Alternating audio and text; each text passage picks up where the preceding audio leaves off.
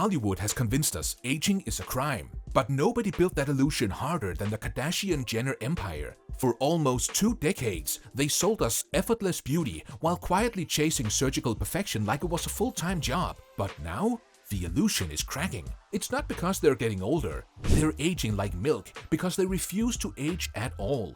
The more they fight time, the louder time fights back. Let's start with the uncomfortable truth. The Kardashians aren't aging badly because they're aging. They're aging badly because they try to delete aging from their faces and bodies. Their natural beauty didn't fade over time. It got buried under pressure, procedures, and perfection. When Keeping Up debuted in 2007, the family's brand wasn't just fame, it was control. The control over the narrative, control over the camera, control over the before and after. Over time, you could literally watch the pressure rise. The more they became the standard, the more they had to keep raising the standard. That is the trap of building an empire on youth. Youth is the one thing money can't buy forever, but they kept trying anyway. Now in 2026, the vibe is different. The same faces that used to look snatched are starting to look stretched. The same tiny tweaks are starting to look heavy. And that's not a moral judgment. It's the visual cost of chasing perfection too aggressively, too often, for too long. Let's talk about Kim Kardashian, because she is basically the blueprint of the modern celebrity makeover era. Kim has openly acknowledged using Botox before, and that alone tells you the baseline. Botox and fillers aren't rare in that world. They're like maintenance. But Kim's look also fits the pattern people associate with bigger interventions over time. Sculpted jaw and nose refinement, facial filler cycles where volume gets added, then dissolved, then added again, and the body shifts that people often connect to liposuction, and yes, even the Ozempic conversation that follows almost every extreme, sudden change in Hollywood now. Here's what happens when the aesthetic becomes a moving target. If you remove too much fat from areas that once gave the face softness, the face can start to look sharper in a way that reads older, not younger. If filler becomes the main support beam for years, dissolving it later can create hollowness that didn't exist before. If you tighten, snatch, and refine everything, you can end up with a face that looks less human and more like a product design. Kim didn't lose her beauty, isn't it? She traded her natural beauty for a manufactured version of it. That's why people keep saying they miss her old face. Not because she looked imperfect, but because she looked real. Now look at Kylie Jenner. Kylie is the perfect case study of what happens when you grow up inside a beauty empire where the camera is always judging you. Kylie has publicly spoken about at least one cosmetic procedure, and her body changes over the years have fueled constant speculation about breast augmentation, lip fillers, facial fillers, and surgical shaping. Whether every rumor is true or not, the bigger point is unavoidable. Kylie became the symbol of injectable culture.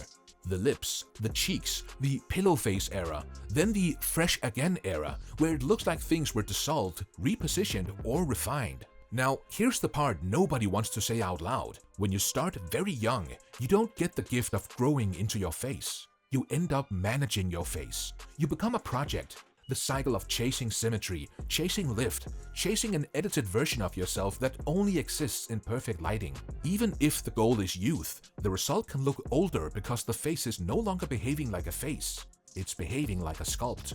Kendall Jenner is different, but that's why she matters in this conversation. Kendall built her image on natural and model-off beauty, but even Kendall has lived under the same machine. The pressure is just quieter. People have long speculated about subtle procedures that keep things camera-ready, like strategic Botox, conservative fillers, and refinement-level plastic surgery rather than dramatic change. The Kendall approach is often the less is more version of the same obsession. Don't look different, just don't look older. In the same ways, that pressure is even more intense because the expectation is that you look untouched while still looking unreal.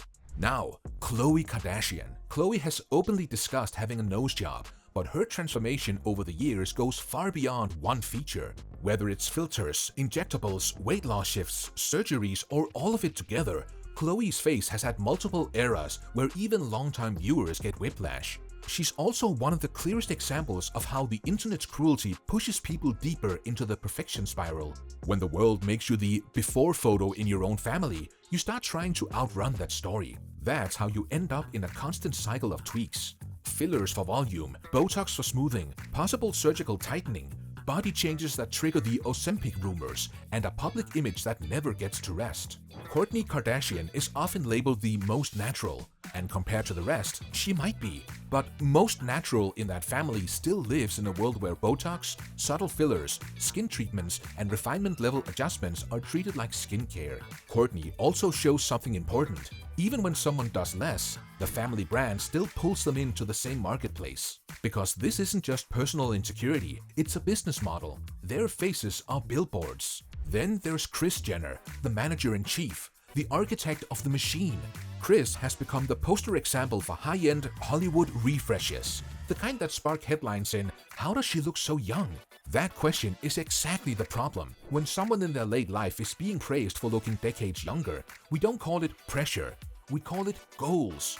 But what that really does is teach everyone watching that aging is optional if you have enough money. Botox, fillers, facelifts, skin tightening, laser treatments, surgical refinement, whatever combination it is, the message is the same: don't age, edit.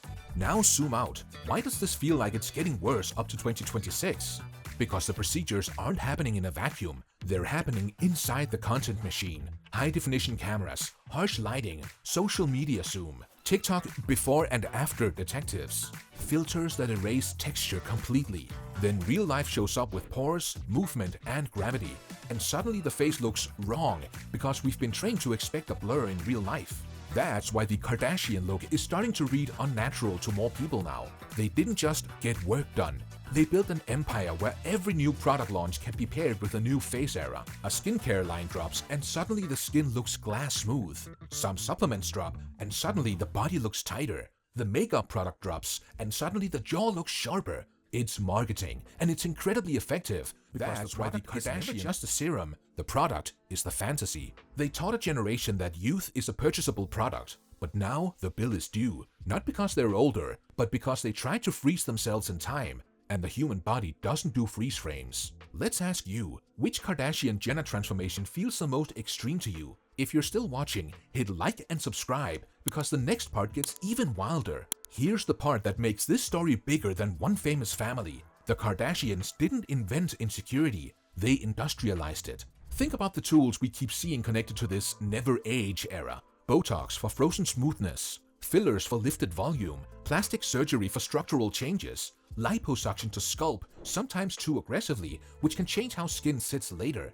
The breast augmentation to match a shifting body trend. Ozempic rumors following rapid weight loss, especially in a culture that rewards thin again overnight. None of those things is inherently evil. The issue is the system around them. When the goal becomes perfect, you stop asking, "Do I look good?" and start asking, "Do I look young enough?" That's a losing game, because the finish line keeps moving. There will always be a newer face trend, a new jaw, a new filter that makes your real skin look outdated. And that's exactly why people say they're aging like milk. It's not the years, it's the overcorrection. You can literally see the cultural side effects now. Teenagers talking about preventive Botox. People in their 20s are panicking over smile lines. Someone turns 30 and it feels like it's a deadline. That mindset didn't appear out of nowhere. It was taught. And the Kardashian empire was one of the loudest teachers. This isn't about hating the Kardashians. It's about recognizing the machine they built and deciding if we want to keep feeding it. They built an empire on youth. And now, the world is watching what happens when youth stops cooperating. Do you think this family ever steps away from the perfection game? Or do they double down forever? Let us know your thoughts in the comments, because honestly, this story is not over yet. Until next time.